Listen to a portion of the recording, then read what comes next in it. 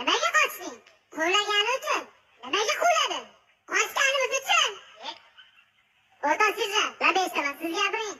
Labay, nimaga qochdi bular? Qo'llaganimiz uchun. Nimaga qo'lladingiz?